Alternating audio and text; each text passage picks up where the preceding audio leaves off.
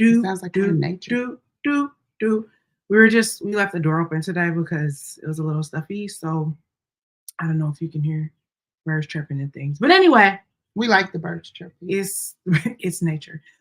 Hey, y'all. Welcome. Happy Thursday, y'all. So as y'all know, all month we've been diving deep and getting TI clear for all of the ATL fans.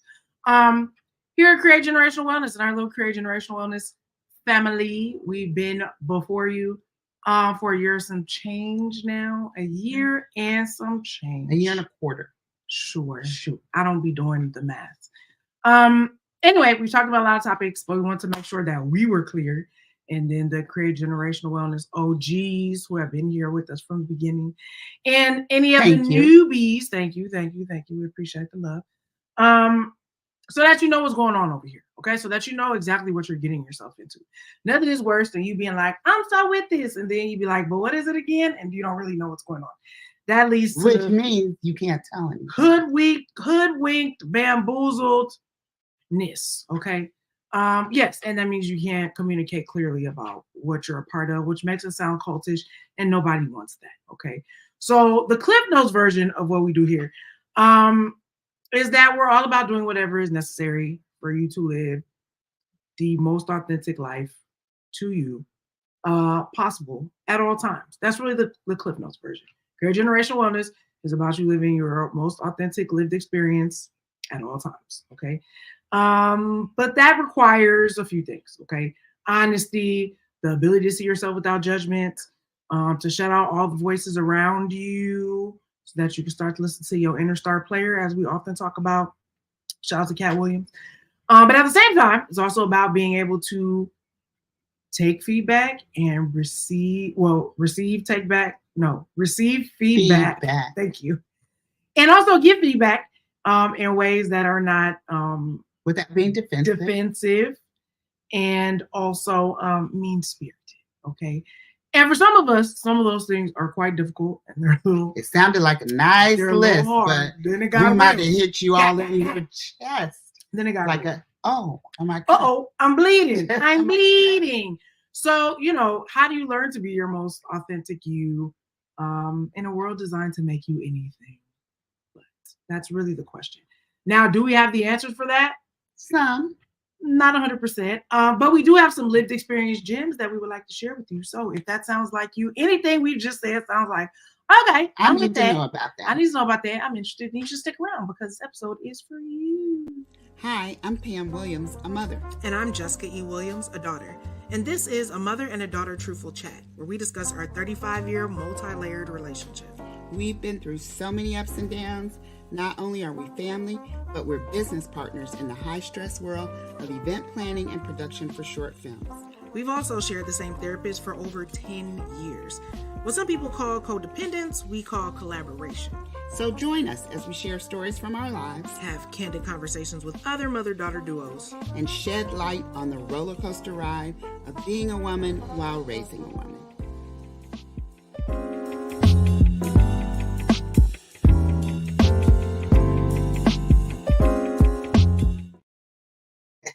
Okay, we're laughing about just a plethora of just things. Being old. Because sometimes, like in the intro or sometimes with the episodes, my words don't be connecting like as well as they used to. So it makes me a little worrisome, but that's neither here nor there. Anyway, cups up all. Cups up. Wait, I must turn my cup around today. Shout out to, first of all, this is a cup they've seen, and you might want to get a little closer to the camera.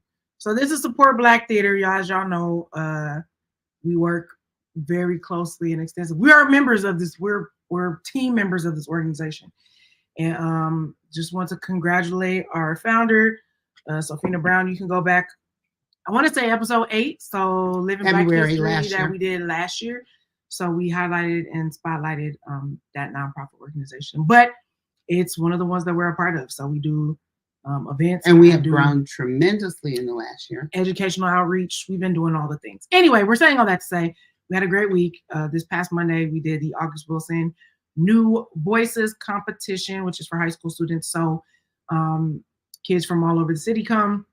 The audition for the program essentially, By doing an And August Wilson monologue. They have to pick an August Wilson monologue. So we train them and work with them and get them ready. So they were the like 8 finalists. I worked for 5 weeks prior to that. I think there have been like a month or so of auditions and preliminaries, and shout out to down Dewan, to the final 8. Shout out to Dewan Christopher and Jonathan Sims and everybody that was a part of training the kids. Andy Chapman, of course. I was in the room with the kids. So yeah, the event was amazing. August Wilson's wife came.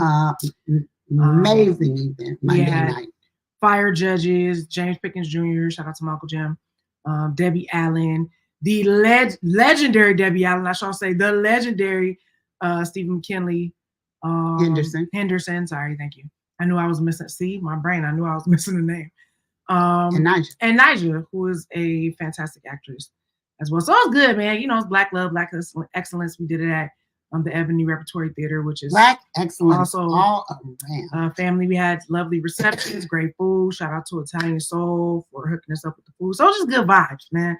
So if you're in LA, you love theater, you're looking for Black things to do, you should always be checking Support Black Theater. Support Black Theater on Instagram, and you'll know where we are. You'll know where we are doing at all times. We actually worked. Banner. This their IG. We had this from way back in the day. So if you are Black in LA, or if you visit LA and you love theater, just be sure to follow this page. We have things going on all the time, and not just the things that are going on in the theater in LA, but everywhere. We shout out around the country. Black theater events all around the country. So wherever you live, as in the United States of America. Yes. But if we trying to go global, we trying to go international. Yeah. So if you be doing what you doing, where you do it at, just Yeah, we shout out Houston. I was in Houston. I went to a play there. If you're doing something Black in the theater, let us know. That's Support Black. We'll probably shout you out too. Anyway, we worked for 16 hours on Monday. That was just that day though. We worked like 5 or so before. So. And I'm still recovering. And so Tuesday, I allowed myself, I took care of myself and allowed myself to rest for almost 16 hours because I was like, I need to balance this back out because I haven't worked that hard, that long on my feet since my trade show days, actually. So it was a little exhausting, but it was amazing. And I did not, because I had an event immediately after that required me to go to San Diego. And it was a great time. So I'm not complaining. But anyway, we're recovering. Anyway, cups up again. Sorry, that was not sorry. It was great. We want to say that. We wanted to Support Black Theater. We're probably gonna be selling these mugs. We got t-shirts, hoodies, whatever. Anyway, Clink, that was a weak clink. I'm sorry. No. Clink to you as well. You know how we do. What's in your cup? What kind of mug do you have? I'm sticking to plain white ceramics. What's in my cup today is actually a hydration and energy. We're both drink because we need it. Hydrate and get active. The day is not over. Anyway, if you're just not joining us, we're so sorry for these super long intros and stories, but that's how we do. If you're here, you're here. Okay, so welcome to Truthful Chats. Okay, this is our weekly podcast show under Create Generational Wellness, because you heard us say that a million times. And if you're new here, you're like, what is that? I don't know what those words mean together. I've never heard them before. And I would say, ding, ding, ding, you're perceptive and correct, because we made it up. So if you have no idea what Create Generational Wellness is, we're not going to go into a whole spiel, but there is a description somewhere below wherever you're watching this here video. Okay, so Create Generational Wellness is the brand. Truthful Chats is the weekly podcast series. And here at Create Generational Wellness, we usually have a theme of the month. So that's a word of the month. Truthful Chats, we unpack the theme a little bit based on what we are talking about this month. So it's still March, the very last Thursday of March. Can you believe 2024 has been ridiculous? And I'm not just talking about for the culture. No. I'm looking at you, Sean Combs. I don't know. Obviously, some Create Generational Wellness steps were skipped. It's crazy to see the giants of the 90s just falling like flies. Take a daggone Godzilla-sized fall from grace. Anyway, no judgment. I don't know. Who knows? Some people are like, I know for sure. I'm like, time will tell. What's done in the dark will come to the light. Which is what we're going to talk about today. Okay. The true you It's gonna come out. Gonna come out. Anyway, it's March.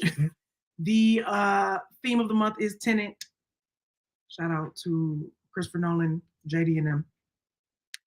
Anyway, and we've been going through the tenets of Create Generational Wellness. Again, we're trying to gain clarity. We're trying to make sure we know what's going on, what's going on. We're all on the same page about what Create Generational Wellness is. So we've already done a few tenets, which we'll talk about a little more in depth. And today is the fourth tenet, the final tenet, which is really the first tenet of what we created. Oh, it's starting to turn into the movie. It's the very first tenet that we came up with like 3 years ago, 2 or 3 years ago. Yeah. And shameless plug, watch Tenet, Christopher Nolan, John David Washington. It's weird that this is happening. It plays with time. So anyway. So today we came full circle with this one because the tenet is the true you gets your true life. Okay, the true you gets your true life. Now, and all of this kind of grew out of that. All of this kind of grew out of this one thought. So, tenet. Anyway, Christopher Nolan's doing the Lord's work. So, a tenet, if you haven't been with us, is a basic principle or belief. Okay, usually we hear about tenets in religion or philosophy, but there's basic tenets we talked about in our first Create Generational Wellness tenet about. Democracy has certain tenets. I'm sure autocratic societies and theocracies have their own tenets. Monarchies, communism, whatever the thing is, right? So there are political tenets, religious tenets, family tenets. Okay, like in this house, we gonna serve the Lord. That's a tenet most of us know. As for me and my house, in this tenet, we don't talk about Bruno. We don't talk about what goes on this tenet. Whatever the women in the family say, go. You know what I mean? Whatever the things are, healthy, unhealthy. We're not here to judge. But anyway, so all we saying is y'all got some rules. Everybody got some rules. You got some rules, some principles. You live by them. You die whether you consciously acknowledge them or not, they're in there, and you make decisions based on them most of the time. So this is us establishing the tenets and principles of Create Generational Wellness. So we're just going to run through the 3 we did before, and then we'll unpack this 4th one. So the first one was, and they're not numbered, this is just the order we gave them. But when we talk about the 4 tenets, this going forward, this is what we're talking about. So the first tenet was you're one of one, right? This is about, again, embracing your authenticity, your uniqueness, what makes you, and not just knowing that, but recognizing it, but celebrating it, getting to the point of that. Okay. Yeah. So go back and listen to that. The second one was you bend, you don't break. So this really speaks to a person who is about creating generational wellness, being really resilient and learning how to be a person that no matter where you come from, your set of circumstances, because we're not going to be like life is all roses, sunshines, berries, candies, and lollipops. We know people that have been through things. Okay. We know we've been through things. So this is not like a denial of your circumstances and just pull yourself up by your bootstraps and things will get better. Like we ain't Pollyanna. Even if you ain't got no boots. Right. Systemic injustice. Anyway, we not them type of people. First of all, we're melanated. That would just be silly. So we're not negating your life circumstances, your family circumstances, where you come from. But if you are here in the Create Generational Wellness family, you're a person that fundamentally believes that even with the given circumstances that you've been presented or things that have happened to you, you do believe that things can get better, right? And that those circumstances make you, and that you're able to bend and be flexible with them. You don't have to break. You don't have to fall apart. You can become the person you envision yourself becoming, despite whatever you've been through, are going through, or will go through. Okay. And as the saints say, you're gonna call me churchy, but say that louder in the mic. As the saints would say, you're gonna call me churchy, but you can go through a thing and get to the other side. That's what that's not churchy. What's churchy is a breakthrough. No, you can't have a testimony if you don't have a test. It ain't test without the testimony. Yeah. That's way more churchy. Okay. Anyway, the next tenet is you are guided by compassion. So this is a person that, even though you've been through some things, life has been lifing. Essentially, you're not just empathetic, which means you just don't feel what other people feel in terms of like they tell you a story and you start crying, right? Compassionate people are people who feel those things. They're like, oh wow, you telling me this, or I relate to this, or whatever. We're on the same wavelength emotionally, right? But you're not just, oh, let's cry together. You're also a person who's about that action. Like, what can we do? How can I help to? We are acknowledging our common suffering, or I might not know nothing about the suffering you're talking about, but how can I help you? So that is the part of creating generational wellness, not just like we say for you, but for your family and for the culture. So it should have a ripple effect, which we also talked about last week. So go back, listen to those. They're literally the ones before this. It's like 62 or something through this episode, which is 65. And then today, again, we're back to the true you gets your true. Right. So when you hear the words true you hear the words true life. That may throw you off a little bit because we all have a different perspective, a different definition of what we consider to be true and what we consider to be the truth. A lot of relative truth going around in these last and evil days. That's the people would say what's true for you is probably definitely could not be true for the next person. So, but granted, I also want to say this because there is relative truth, and some people don't believe in absolute truth, and I get it. I personally believe in absolute truth. I think we all, here's the thing, I think it's a both and situation. I think there are absolute truths, right? There are things that we all have come to agree about as a society, right? As a culture, in some instances, morally, right? We even if we all vary in faiths and cultures and traditions, I think we all could agree hurting children is wrong. Yeah. That's just an absolute truth. Now, granted, there's people out here that in a relative truth feel like if I'm attracted to a 5-year-old, that's my business. Oh, Jesus. We would all probably disagree, okay? I'm not trying to knock the relative truth out your hand, but I will say that the absolute truth is there's no way there's nowhere you could go that truth will fly. And that's in a very extreme example. But I'm saying that to say, but there are gradients. There are gradients. That's what a relative truth is. There are gradients of truth. Something that's true for you based on your life experiences, your cultural experiences, whether you're a man, whether you're a woman, like whatever your things are. You have things that are relatively true. But then at the same time, there are absolute truths, things that we've been taught as people, in families, ethics, societies, hopefully. Morals, ethics, hopefully. Okay. So I think it's a both end. I don't want to be like, forget the relative truth people, because we have relative truths too. Yeah. But we also believe in absolute truth. So I think it's a both end. All right. I get it. That makes sense. I just want to point that out. That was a good point out. So how do you pinpoint what's true for you? Because as we just talked about. That's really the question. You got to establish that. You got to put your line in the sand, your line in the dust, again, you want to say with the boundaries of you're not hurting you or other people. Yeah, you're not breaking no laws. You know what I'm saying? Because, everybody, when you start talking like this, they want to be like, well, I feel that. And then they just come with some real extreme example or something. And you'd be like, we was not talking about that. So I just want to be able to establish, we talking about decency and order. Ain't nobody, if you consensual, you know what I'm saying? This isn't lawlessness. I'm just saying. What I'm saying is we're not encouraging lawlessness. That's all I'm trying to say. That was a good disclaimer. So I know up until this point, you might believe you're being your true, authentic self, the most real version of you. And that may be true. But what is also true, the both and, is that you are always changing and evolving. Correct. So what might have been absolutely true for you 10 years ago may not be absolutely true for you now.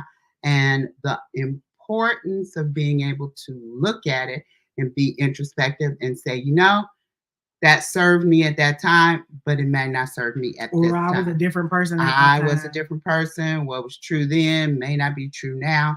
And we want you to recognize, as Sam Cooke would say, change is going to come.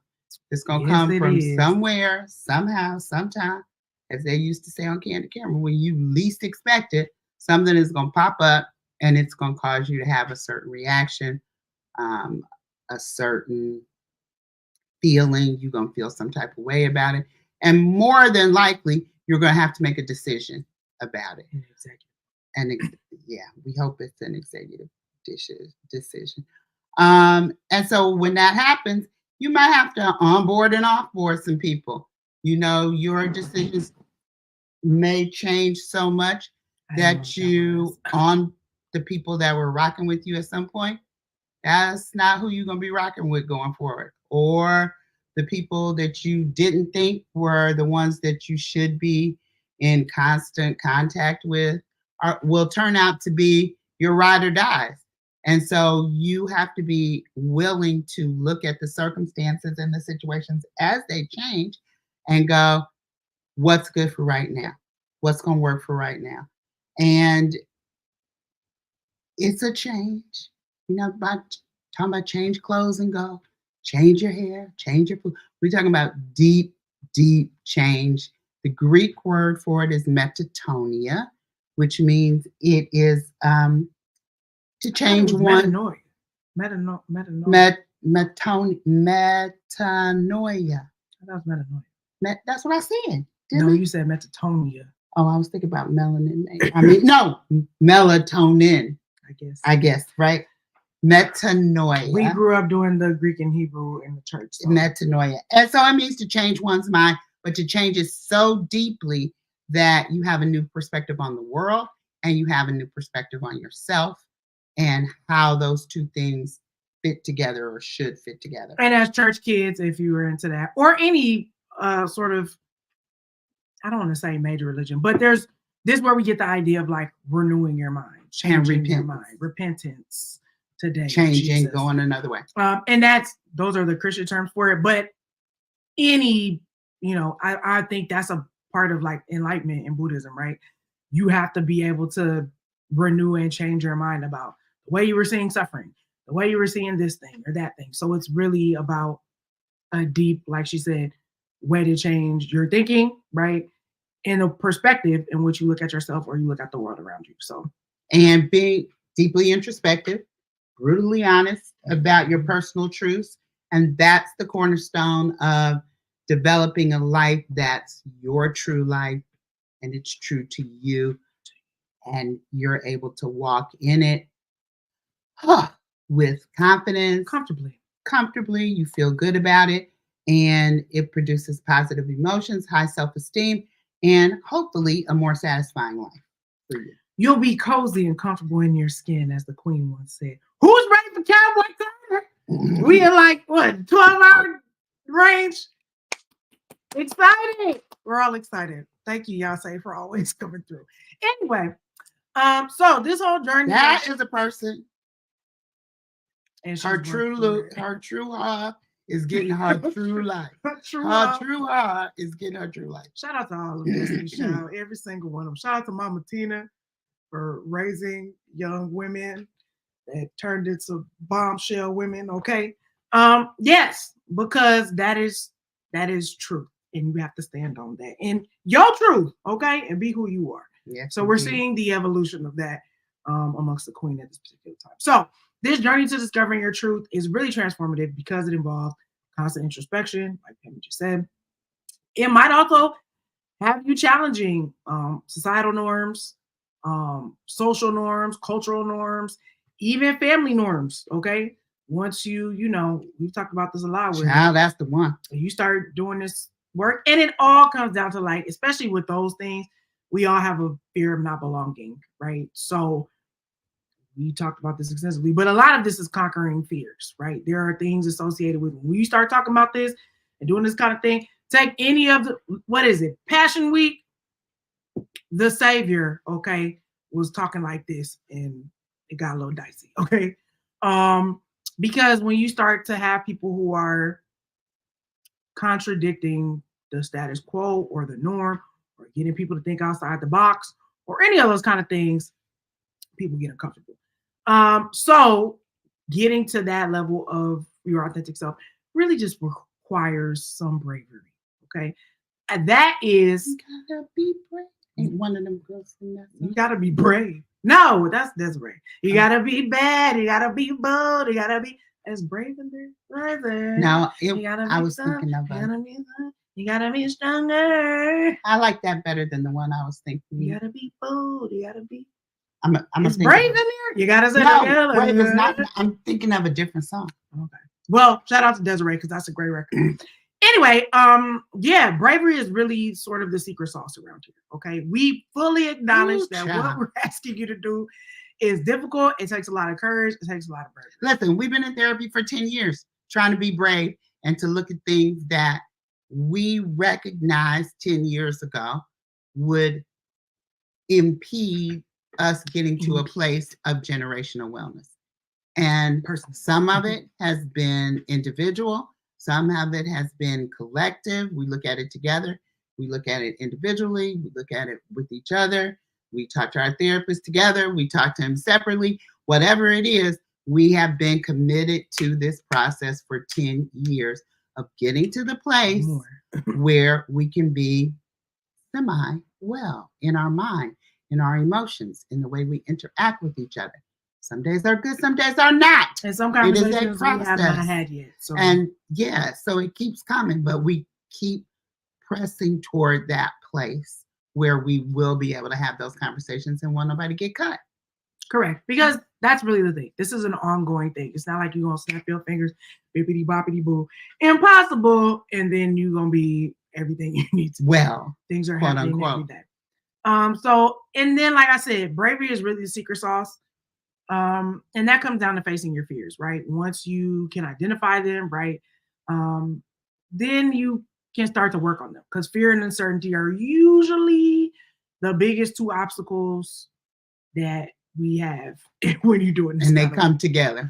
But when it comes to discovering the true you, right? These are things that you can do to start that process or to keep the process going. If you like, I'm already in the water, like, or if you're like, I have no idea what that means. And I ain't trying to figure it out. We're getting, or you just, up until this point, you've never heard this. This is all new information for you. So the number one thing is to start looking at your reactions, your motivations, yes, indeed, and your experiences, right? Your reactions. The reactions. Because some of it's automatic. Ever since you popped out the womb, you've been just a sponge soaking up things, right? So some of the reactions are genuinely yours. Some of the reactions you are culturally conditioned to have. Wait. We all know kids that have said things. That's their real reaction. No breath stink. And then you're like, you can't say that to somebody. So we're all learning and learning, but you were going to say. That little boy on the internet a few weeks ago that was talking about he don't eat oodles or noodles. Spaghetti. No, noodles. They were eating spaghetti and they were like, yeah, the noodles. And he said, I don't eat that. Grown men don't eat noodles. Grown men don't eat noodles. Now, where did he get that from? Of course, his daddy told his mama or his uncle, somebody don't give me no noodles. The way he was saying it was so like, he had clearly just heard it from a man somewhere who said, I don't eat that. I eat spaghetti. Like, I don't eat noodles. Noodles are soft. Like, what? I don't know where the children are getting these things. Anyway, reactions. I'm a grown man. I don't eat that. And he was like, fine. Motivations, right? So when you're doing things, why are you doing them? Like, do you even really want to be doing that? Like, do you even understand why you're doing it? That's the thing for me. All the things. You see people doing stuff and you like, I wonder why they're doing that. And even if you try to have a conversation about it, they don't understand the motivation for what's making them react, quote unquote, or behave the way that they do. And your experiences, you've had good, bad, and different experiences. And what did those things teach you, not teach you, beat certain types of fears and precautionary measures into you? Like, so you're a sponge. This is a foundational, super crucial step into discovering the true you, because you got to recognize the aspects of your life that actually resonate with you as a truth for you, and then what doesn't. And it's all about embracing your authentic desires, your fears, and dreams without judgment. Now we're talking about positive things. If it starts to turn into lawlessness, if you be investigating your dreams, fears, and all of that, and desires, and it start taking you off on the wrong path, I just want to throw it out there, because I know somebody, on Create Generational Wellness, they said, no, we didn't. But anyway, the goal is to authentically find the things that resonate with you, that represent you well. If some of y'all have never asked this, if for no other reason then you just ain't never done it before. You could completely be living somebody else's life and not even know it because, as I say all the time, from the great show that is Westworld, you simply have never stopped to question the nature of your reality. You just been going along on the track. People and things that happened, they done gave you things to do, things to say, and you just turn into a little robot and you be going. And you've never stopped to be like, do I even like that? Do I genuinely feel like that? Do I actually like to dress like this? Do I actually value this? Is this actually something that's authentic to me? Like, do I actually care about that? Like, do I want to be acting this way? Do I want to associate with these kinds of people? Sometimes you just be on autopilot. Okay. And listen, another thing is you've never asked yourself the opposite question. Is there something else I would like to do? That's true. Like, not only this is what I do, this is the way we do this is the way we've always done it, but you never even let your mind expand and explore. But what if I do this? What if I never forget? Sometimes we don't dream enough. We don't dream. We had a coworker. I'll never forget, Amanda Panda. A girl I work with named Amanda. Stories for her. She has some great stories. But one of the things I admired about her most was, I guess, until you're 30, you can go work in another country. In Australia. Visa. And she just jumped up and went to work on a boat in Croatia.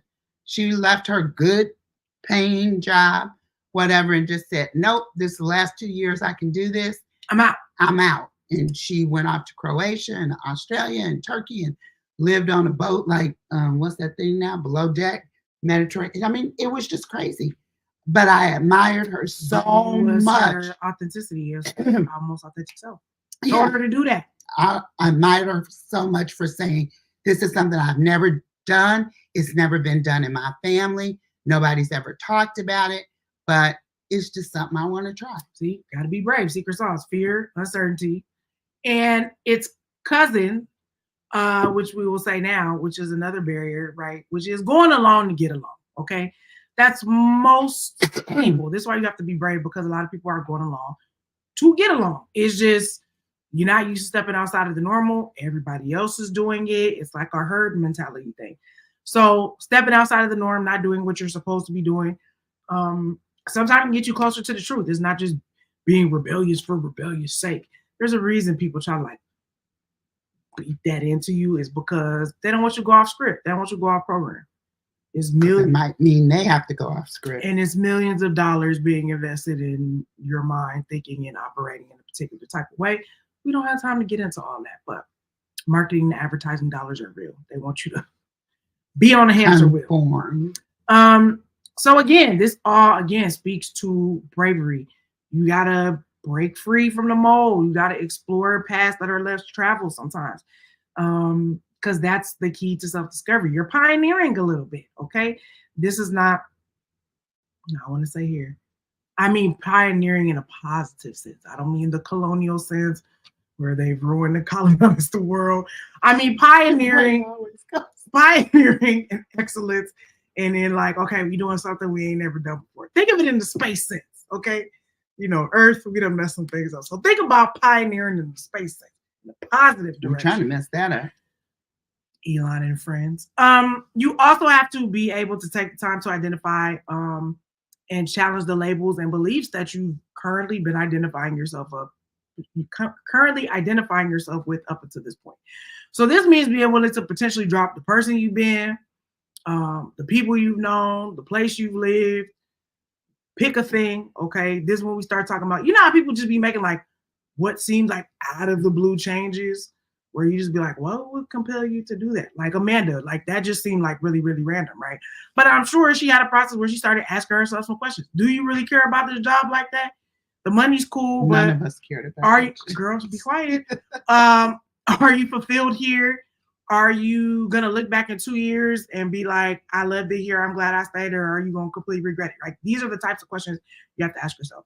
And it's the labels that we have, right? Is the way that I am identifying myself, presenting myself, the way I'm living my life. Do they really represent who I am, right? What I'm about, or am I again living somebody else's life? Is this giving expectations or things outside of you that are making you be the person that you are? And I think that's a very important question to ask because, as we said, we were talking about in our therapy session today, my therapist, it's your life. Okay? I don't know if you believe in the Jumbotron at the end of your life. Like, I believe God gonna play the Jumbotron. And I don't want to be like, I just lived, died, and went to work. You know what I'm saying? Like, if you really only, and I don't believe that we only get one shot. I think we're all spirits and we never die. We just transform into the next place. But, or transition, I should say. But if you one of them YOLO types, then you really need to be out here trying to ask yourself these type of questions and make the most out of every day and do what you feel like you need to do because time is truly of the essence. Listen, okay. Let me tell you. And I think going back to Amanda, now that Girl, you said drink that. some more. What's going on with the voice? Every time you start to, it just hacking and coughing and hacking. It's like this all the time, but I'm just not talking as much all the time. It's not like this all the time. Okay, whatever. But anyway, back to Amanda.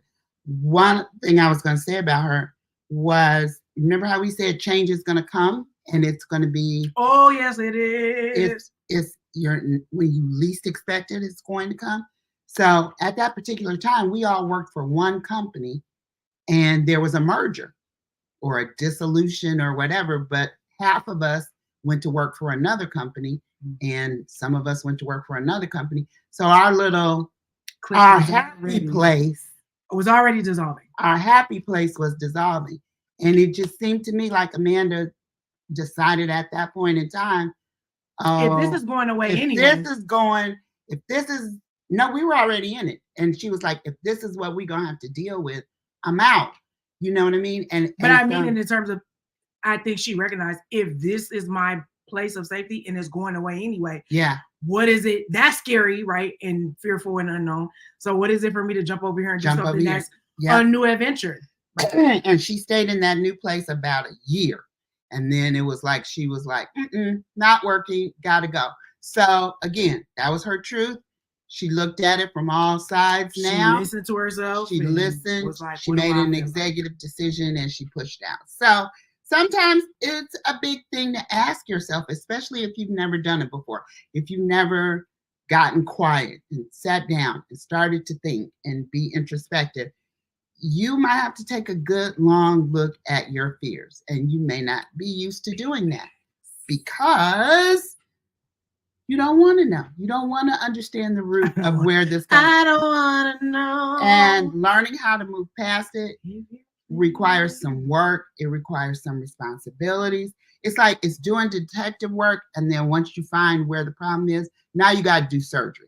The detective work was hard enough getting to the essence of what's wrong. But now you got to try to figure out, okay, is this something that needs to be taken out totally? Is this something that we can cut and adjust and move this vein over here to connect with this vein for it to work better? It requires introspection. It requires work. It requires surgery.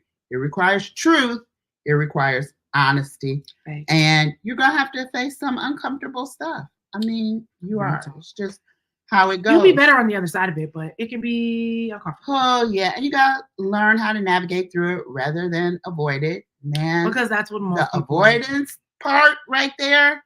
Listen, you'll be miserable. You'll be old. You'll be. And let me go ahead and say this. That doesn't mean you're not going to have a season of avoidance. There have been times where I be asking questions. I'll be like, God, well, what about this? Or ancestors, you know, like I got some questions about this. And I'll be waiting for the answer.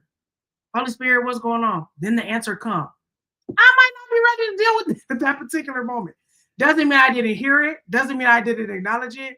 But I have. What am I going to do with it? Right. Or where do I go from here? 2 to 3 things to do today. Because, you know, I only do the 2 to 3 now. I was almost at 5. And I said, no, 2 to 3 things. That's one of my tenets post-COVID.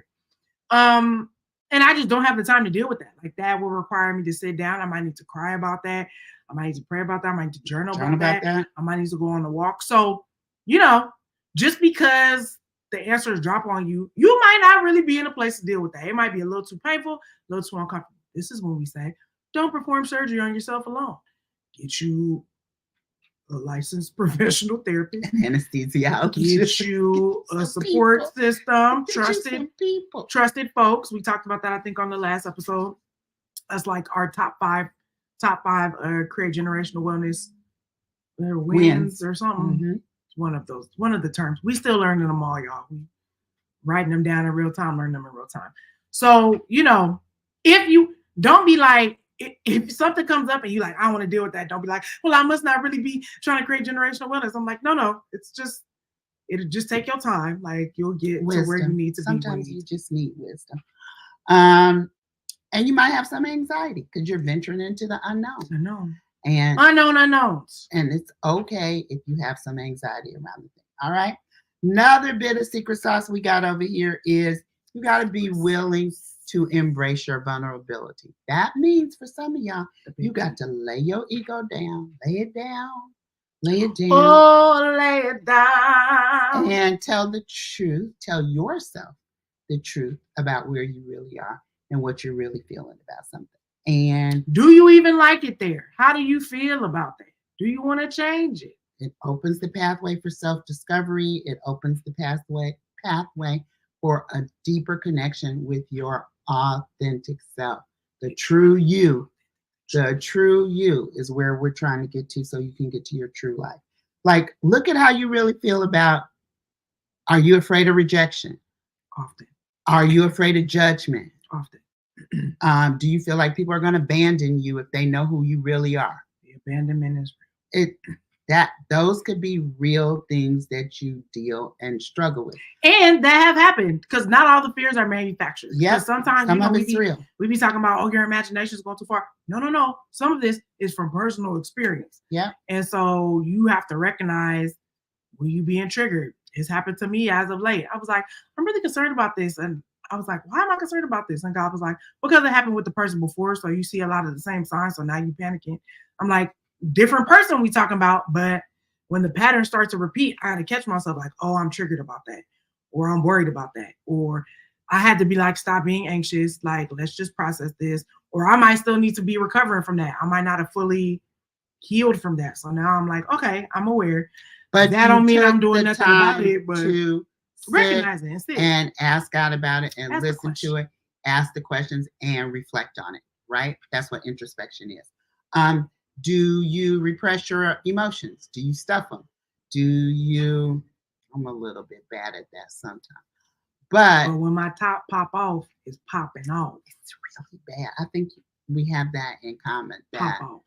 Boom, when it blows, it blows. It takes a lot to get there though. Mm-hmm. I don't want y'all to be like, well, I don't want to talk to them if I see them out because it takes a lot to get there. Yeah. If we reach that point, you'll know. You won't. It won't be a surprise. The machine gun is out. Everybody, everybody can get it. The chopper's out. Chopper style, chopper style. We making it rain. Oh, it's hard sometimes to feel pain and understand it, where it came from, whatever. But if you repress it, hold it in, I guarantee you're gonna start feeling it in your body. The body tells. The body always keeps knows, the score, right? Which I gotta read. I know. Do your thoughts, feelings, and emotions match your behavior? This is what we call congruency.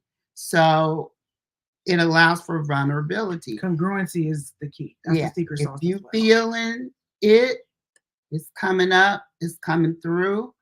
Let's just get it out there. Talk about it.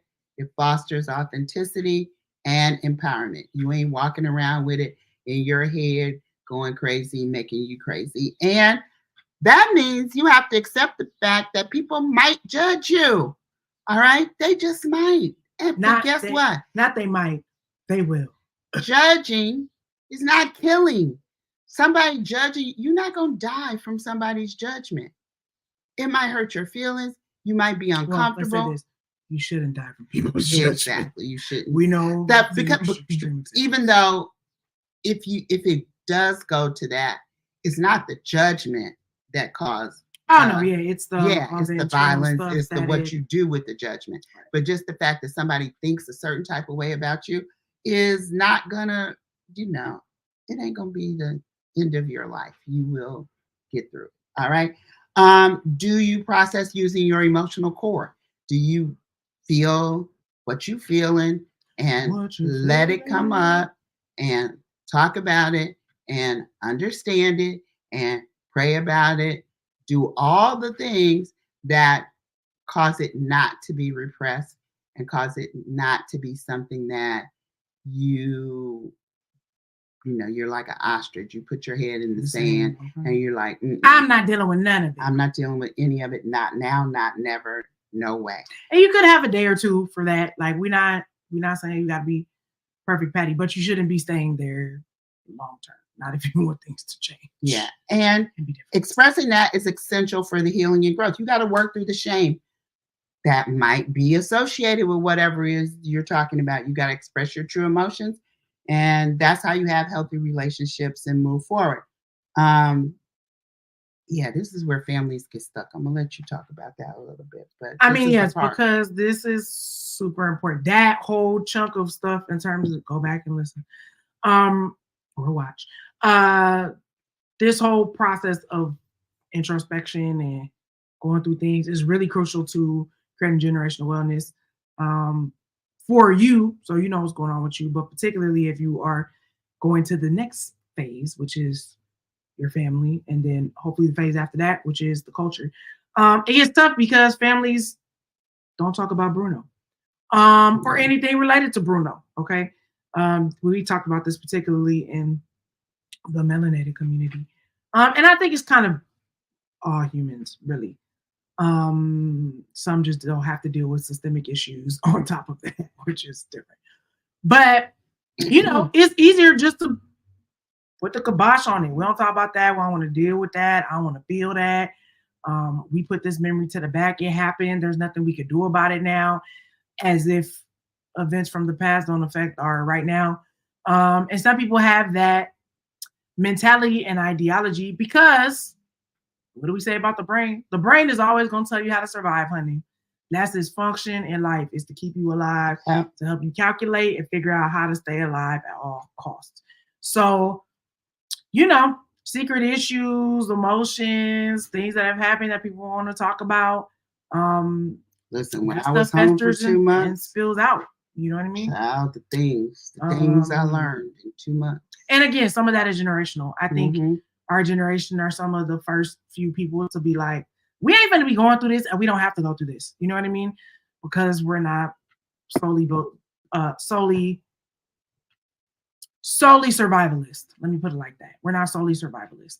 Future generations have been survivalist. So you kind of mean on the Maslow's hierarchy of needs, for example. Like when our generation was coming up in the civil rights and this, that, and the other, the main thing was to stay alive. Jim Crow, all not that. Get killed, which is important now too. But there were not 100% in the same. Basic survival skills were the most important things.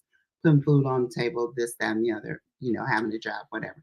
For y'all think about you're on a higher level of thinking and emotional awareness. I think that makes other things, not just survival, be important. Right, because we want to self-actualize. We want to be, again, true selves and get our true lives. And that's also true of all the immigrant groups that came here from other places. People be trying to act like America first is a thing for them, and it's not.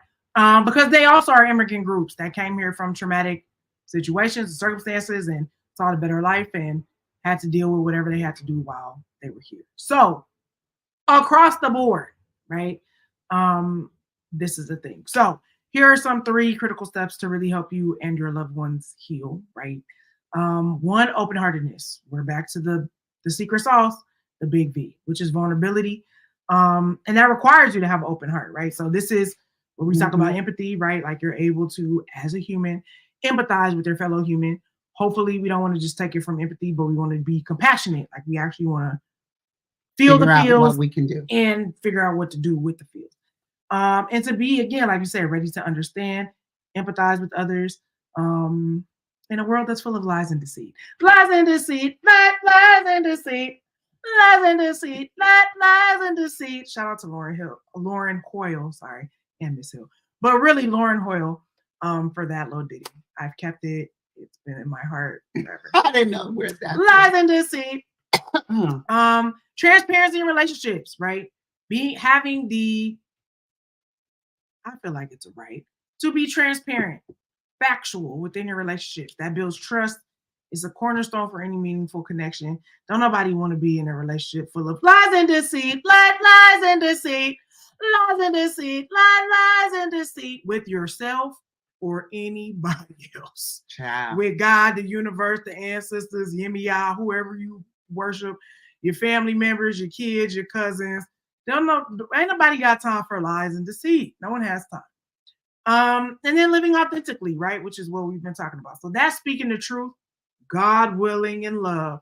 Because some of y'all just, well, I get to speak the truth. I'm like, okay, yeah, but if you get to speak the truth, they get to speak their truth too. And you might not like what their truth has to say about you. So I'm just saying, tread lightly. That's all I was trying to say in the beginning.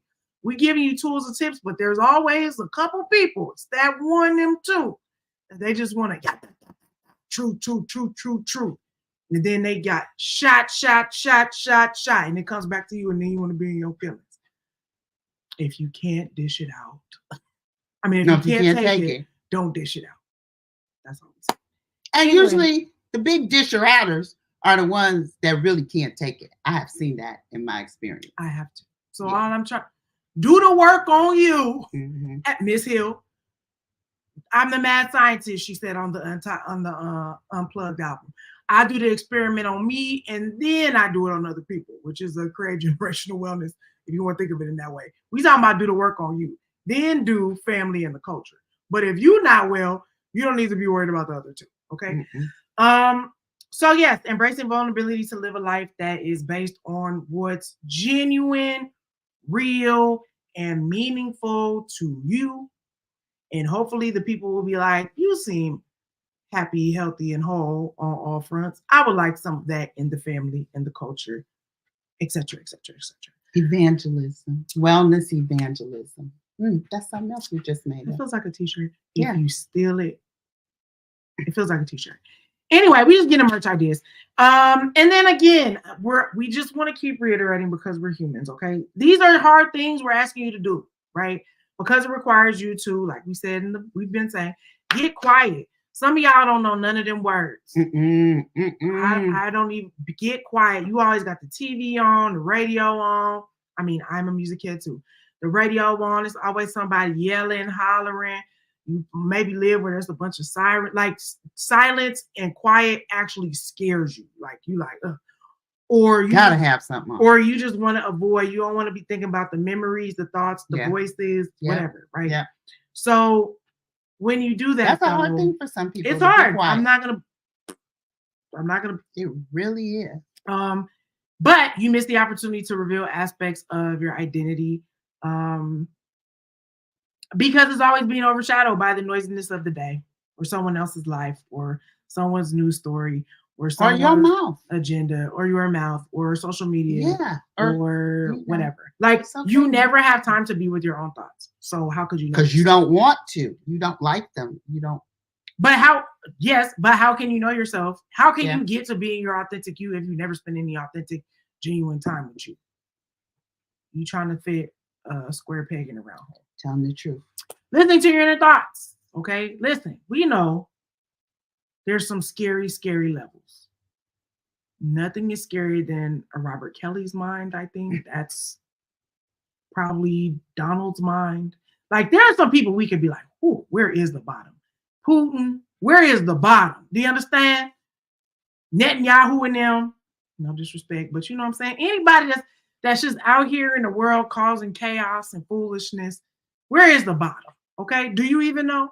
So it's very important to start to deal with your inner thoughts, because thoughtfulness is the key to discovering your true you, your true essence. You got to be able to sit with your own thoughts. It's not going to kill you. I know it seems like, well, you don't know what happened to me and I could and whatever. Get you your support system.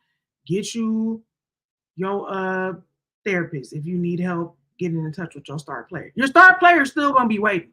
Whether or not you have traumatic thoughts, traumatic memories, then you just, whatever, your star player going to be like, well, I'll be here waiting until you're ready, right?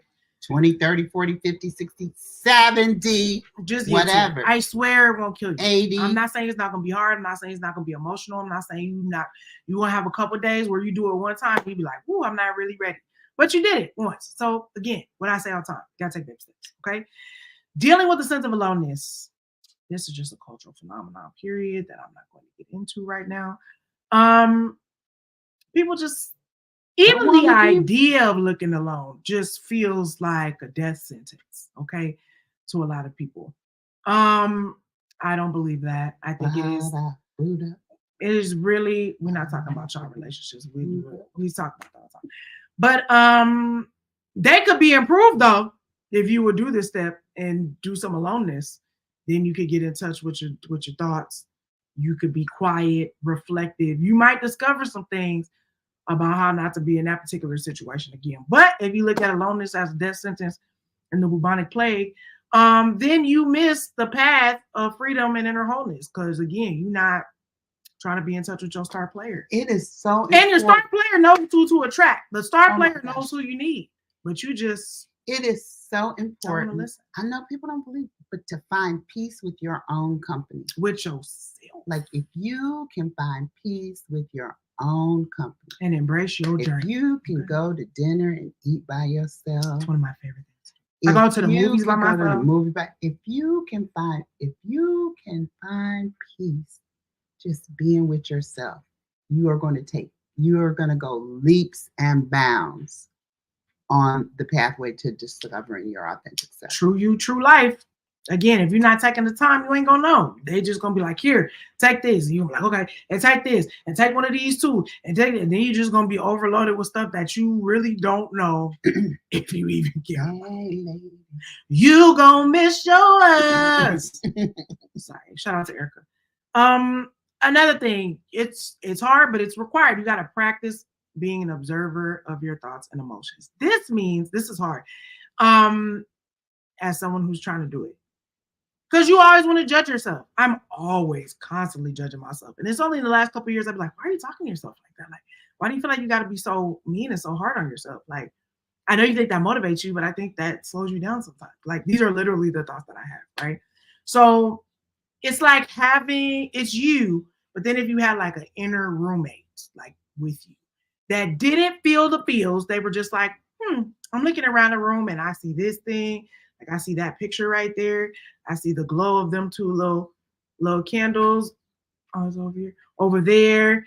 I see this and that. Oh, look, I see the earring. They don't feel no type of way about it. They just pointing out the things, right? That's an inner part of you that you have to have so that you're able to look at your thoughts and your emotions outside of how they feel, just to be like, that's interesting. That's a fact. I've observed that. I've seen that. That's a thing. I'm willing to look at. It exists. So you're able to detach yourself from the emotion of it, so you can like look at it objectively, right? And have your insights.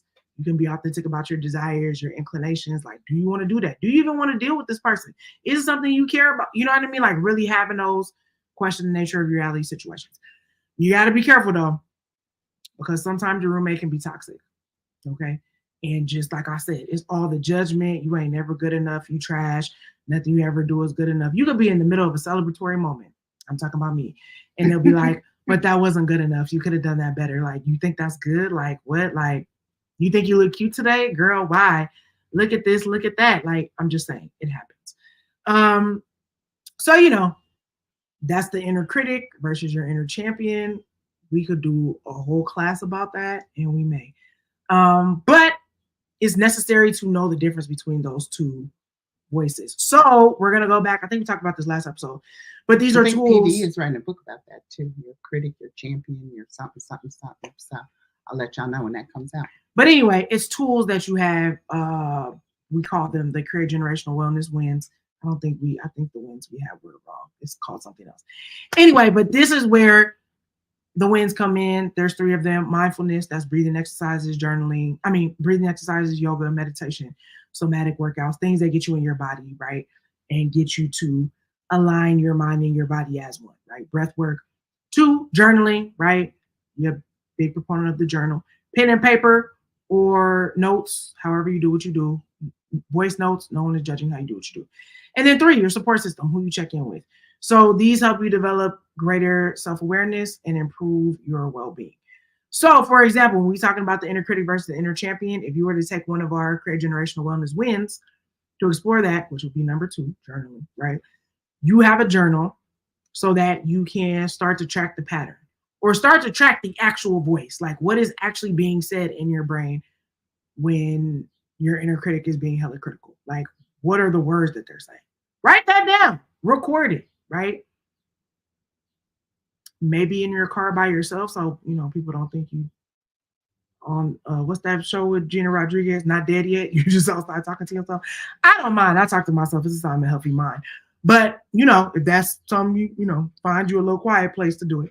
Or if it's your inner champion, right? Whether they're saying positive things to you, what are the positive things that they're saying? So remember, I forgot what the statistic is, but we always going to err to the side of negativity. Oh, 5 over positive. It takes 5 positive things to upend a negative one. So like cancel that out. Just start to be a little reporter of your inner critic versus your inner champion and start to write those things down. And then you'll start to see the pattern. So then you can identify it and work on it from there, as an example. Right. So these are daily actions. Especially if this is, you're in a place where you don't feel like you're really living your authentic, true life yet, then you got to do some things on a regular basis to help get you to that place. Or maintenance. Yeah, maintenance if you're already there. You got to figure out what actions bring you happiness, what actions bring you fulfillment.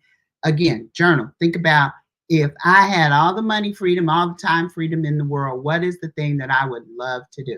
What could I do every day, all day, every day, all day? I think that's just a matter of like giving yourself permission to do this. I think that's a lot of what we're saying is you have permission to dream bigger, dream higher, think about your life, not just in its current iteration, because this might be working for right now, but you got to think like, do I want to be here 2 years from now? Right. 5 years from now? 6 months from now? 10 years from now? Like, you know what I mean? Like really putting it in perspective, and we're just giving you permission to be able to do that. I find things that light up your soul, light up your life, things that make you happy, make you. Is you happy? T.I. asked us that question. But you want to light up. I love that. Light up your soul. That's a good analogy to me. It could involve hobbies. It could involve walking in nature. It could involve the kind of work you do, or simply habits that resonate with your core self, your true self. What are the things that when you get up, if I have 20 minutes today that I can do anything with, what is the thing that's going to make me and help me feel better, and help my mental health and my physical health and my emotional health and my spiritual growth? Because all of those things together are components of you and who you are. And to turn on your antennas for the day, right? Like that's usually what I'm doing in the morning. And we both have talked about like our morning practices. But before everybody starts inundating me with all the stuff they want me to think, feel, do that particular day, let me get in touch with my higher power, myself, my body, my breathing, my mind, so that I can, as things are happening, stay in constant contact, constantly be listening, figuring out how things make me feel. I don't like the way that person talked to me. I felt this one. So you have to start the practice before the day starts of being really grounded, super in tune, so that as things are happening, you still are in control of the reins. It's not like you get up and automatically your spouse, kids, whatever, just come and snatch it from you. Like, well, it's mine now. And you're like, wait a minute, I was trying to be centered and grounded and in touch with my stuff, right? So that's an ongoing practice to be able to get yourself in the habit of being like, me first, and then the others. Me first, and then the others. Yes. Yeah, it's really interesting. It's going to sound crazy. I don't want it to sound crazy, but it might sound a little bit crazy. Like I realized this week, there are some voices, and you might have realized this or already know, but I realized there are some voices that are very soothing and calming to me, and there are others that are not. Doesn't mean I don't love the person. I don't care about them. But I feel like they haven't maybe discovered their true self yet. So their energy and what they give off to you. Don't I ask for the energy all day? Protect my energy. So the energy that they come at you with can affect you. sometimes affect you. Real talk. And you have to know when you are in a place where you like, oh no, that energy is going to take me this way. And I'm trying to go this way today. So I can only, but it doesn't mean I won't communicate with you. I might text you instead of actually calling you. Now, don't think that if I just text you, that means I don't want to talk to you. Not true. Sometimes I'm in a meeting, sometimes I'm this, that, and the other. But I just discovered this myself. Self-awareness. This week. I just discovered this week and went, you know what? I think there's a better way that I can communicate with this person, let them know that I love them, I care about them, but it doesn't make me crazy during the course of my day. And when my emotions feel like, yes, I can handle that right now without it pulling me in a black hole, then yes, of course. But that's why you got to know and be introspective about what it is you think and what you feel and how it affects you. And I want to say this because I think that's also what I was saying earlier when it felt like derailment. But what I was trying to say was, to this point, we talking about you worrying about you, as the great Donald Glover, Childish Gambino once said. I was thinking about me. Okay, this is not creating generational wellness so you can boss people around. And I know some of y'all are just naturally bossy, and that'll make you a great CEO or whatever it is that you want to do. It works in certain arenas. When we talk about mental, emotional, spiritual wellness, we talking about you dealing with you. That don't mean that now I'm in touch with me. Now I get to go run everybody and tell them what to do. You don't get to tell them what to do because they don't get to tell you what to do. But what we trying to do is make sure you're responsible for you. You are in tune with you.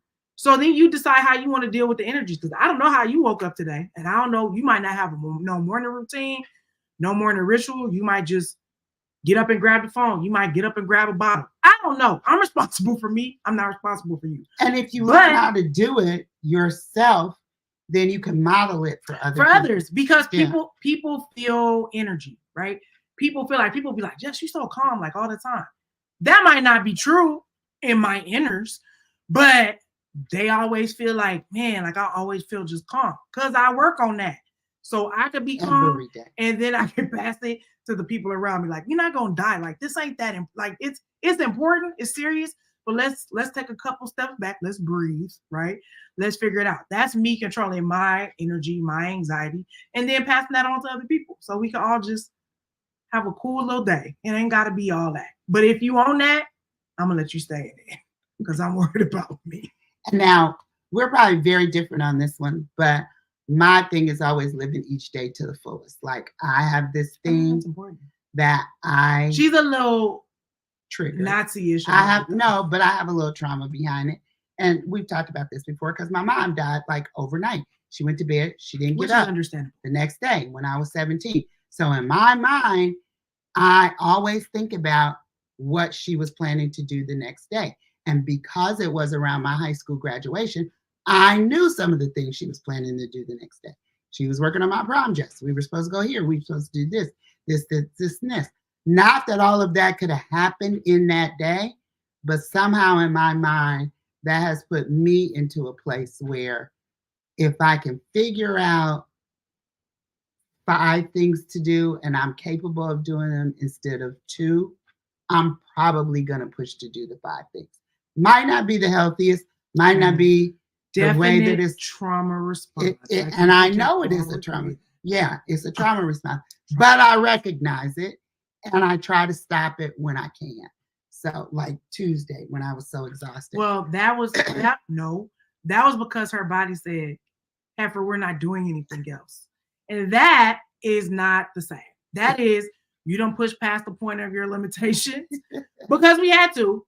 It's an event. I'm not regretting it, disputing it, but that's not, she's equating that as healthy, and that's not. That is, your body said, no, it can lay down. You know what I'm saying? Like, that's enough. That's enough of what you're saying.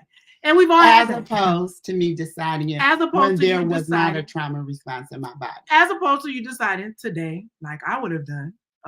But again, even though I had stuff to do and my body was hurting, I was in control of, I'm going to work through the pain. I'm not going to be, because my body was hurting too.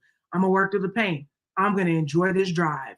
Like I'm going to, you know what I mean? I love this song. Like finding the things to, even though I'm pushing, still keep me in a place of zen and peace and happiness and contentment, even though, I should probably have to been in the bed, right? But anyway, that's just my personal thing, but I know it. You know what I'm saying? That's a personal truth that I know. So once you start to learn these things, embrace yourself. Again, we're not perfect. We just and embrace your truth. You will find that you start to have this transformation. These are the benefits. These are the benefits of what doing this work will look like. You'll be more self-aware. You will walk in self-acceptance. You will walk in self-confidence. And all those things are really, really important for understanding your desires, your emotions, embracing your imperfections, embracing my crazy drama response because of my mom, and you trying to use my powers for good instead of letting it just make me totally crazy. And then trusting in my ability to make sound decisions that line up with my values, right? And as you continue to grow, you can navigate through your isolation so that you're not just doing this work alone and by yourself. But as you get better at it, you'll be able to spread the awareness that you've gained, the confidence that you've gained, the acceptance that you've gained, and you can hopefully show other people how to do it. Now, there is a tiny caveat. Sometimes you will have seasons where you will be alone. Mm-hmm. And that's healthy. That's important. We talked about it on other things. Remember in the beginning, we was talking about some people you're going to have to onboard and offboard when you decide to make a change and they either with it or they not. If you can't find nobody, you and God are the majority. As my youth pastor once said, you and God always make up the majority, right? So having trust that like, okay, as I'm cutting these things off or making these decisions, I'll be replenished. I'll get it back somewhere. Mm-hmm. Or a greater quality of person will come, or a whole group of people will come. You know what I mean? Because that's how this works energetically and spiritually, right? Once you start doing the work, everybody else that doing the work, they just kind of fall in line. Deep calls out to deep. The energy start going out and people be like, hey, you start to recognize each other in certain situations. So you choose authenticity over pleasing other people. You'd rather be true to yourself. Ongoing process, but you would rather be true to yourself than faking it. Once you get to that point, oh my God, it's so liberating. I think part of it comes with age. I'm not going to lie. I think the older you get, the easier it gets to do. Hopefully. It should. I was like that at a very young age, but I was trying not to hurt people's feelings. So. Yeah, this one. I think I was born old, though. Yeah, this one has mature. I should say, not old, mature. Yeah, and then continue to self-check on a regular basis because, like I said, things are going to change. Things are going to shift. The landscape is going to be a little different. Your perspective is going to be a little bit different depending on what you go through the different decades of your life. So it's okay for you to continually take a look at it and say, hey, and that's why we say the ongoing practice of creating generational wellness. It doesn't just happen overnight. And then at all, we want you to impact others. We want you to pass on what you've learned. It's authentic leadership. The world is in need of authentic leadership. Listen, if you can open, honest dialogue, talk to people, show a strong example about what it feels like to be true to yourself and to be aware of yourself, to have self-awareness, it's going to really be, you're really going to help a lot of people. You're going to build some healthy relationships because it's based on the truth, not the fake, not the what you think I should say, not what will make that person feel better, the fake compliments, the that. You just won't have all that. Like it won't even. No fluff. It won't even come up, in your brain. I remember being in the nursing home with my sister when I was down there, and she is, has some dementia, and that's a given and all that. But because she was so used to being in charge of things her whole life, I said she's used to it. But currently is trying to still be in charge of stuff with dementia. Right. She might be listening. You better be quiet. I mean what I said, and I said what I mean. But I'm saying that to say people would be having conversations in the hallway over the loudspeaker, and she would personally feel like there was something she should be doing about it, right? Like, I heard that, I must have a part to play in this.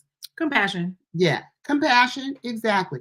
But as you get older and you get into this true place where your leadership is authentic, you know what's yours to bear, what's yours to carry, and what is not yours to carry. And you feel okay with making a decision that that's not mine to carry, that's somebody else's. I would tell her all the time, I don't know what they said in the hallway, but I don't think they were talking to me. It's not my business. It's not my business. They were not talking to me. And I was okay with, I don't know what they said. And I'm like that in a lot of situations. If She's people, getting better. No, I am. If people have things that are going on that really I don't have anything to do with, I'm trying. She's getting better. Okay, I'm getting better. I'm trying to get the point that I don't agonize over it. I have compassion, but I don't agonize. That's, I guess, the difference. Agonize-ish. Anyway, it's an ongoing practice. You can align your life, your passions, your value for increased satisfaction and success. It all lines up. Whether you're at work, whether you're at home, where you're, school, wherever you are, your true self will get you a true life that hopefully makes you happy. It's all about divine alignment, people. You want to be aligned with whatever you're supposed to be doing this lifetime, okay? So listen, the journey towards embracing and living your truth is a transformative one, okay? And we've established that it's challenging, but it's rewarding at the end of the day. Like, wouldn't it be cool for you to be like, you being the person you want to be and you living the life you want to be? Ain't that what we all want at the end of the day? And that doesn't mean it's not gonna have rough patches and bumps or whatever, but like, ideally, this is what you want to be getting to, right? But we understand the difficulties. It can be hard to be quiet, to be introspective, to be vulnerable, to be honest, to be self-aware, to be resilient, to be fearless, and learn how to translate all of those things once you start practicing them into being an action taker. So we're not like, figure it out. That's why Create Generational Wellness exists. That's why the Truthful Chats podcast exists. And several of the things that, we plan to be rolling out when the aligned time comes to be able to get us all on the good foot, as they say. So our goal as the Create Generational Wellness architects. Sometimes S's on the ends of words, they bother me. But anyway, it's to just get you to make conscious decisions, executive decisions, as I like to say, that really resonate, again, with your true you, your authentic you, and to create your true life, a life that genuinely reflects who you are, what you truly want, your happiness, and something you can feel satisfied in, right? That is the legacy of Create Generational Wellness that we want to create. That's what we are here to teach. And it's a legacy we want to pass on to this ginormous, amazing future full of potential. And then to bring you some Black people, other teachers. Black people will be in the future. I'm just trying to point that out. That makes you have rich and authentic connections, and promises a life of purpose, joy, and profound impact for you, your family, and the culture, baby. That's really in a nutshell. So, with that, this completes the tenets. Okay, it's 4 of them joints. We're going to be reviewing. There might be more of them. Who knows? We're going to review these in a little more depth next month. Too. And then you won't just take our word for it. We're going to bring you some people that will co-sign, that got degrees and things, college debt and things that will solidify that we're not just talking talking out of our butts. Okay, this is actual what they talking about, real stuff. Anyway, but you're not gonna know what's going on if you are not subscribing on the YouTube channel. Follow us on IG, Facebook, fan base. We are at Create Generational Wellness on all the things. You can go to creategenerationalwellness.com. There's things there, but it's really more so that you be on the socials and the YouTubes, so you know what's going on. Please tell a friend to tell a friend, rate, review if you're in the auditory universe. And we love y'all so much. Thank you. This has been great. I feel clear. I feel like we have tenets are pillars to build on. Pillars, things that we can refer to. And we're probably gonna watch the movie to see how all this maybe it connects. Yeah. With that, we'll bid you adieu. Happy Resurrection Weekend. Happy Resurrection. Passover. Happy Passover. All the things that Ramadan. Is it Ramadan? I don't know. But if I feel like the Muslims are celebrating something. I apologize for not knowing, but I love you. If it is, we want everybody to be blessed. Whatever your high holy holiday is. Yep. And if it's not, connect with your higher power. If you're not on no high holy nothing, enjoy spring, man. The spring equinox. It's change. It's renewal. It's metanoia, if you will. So it's the time for that. So be open to receiving the info that will make you the true you so you can get your true life. With that, we'll see you.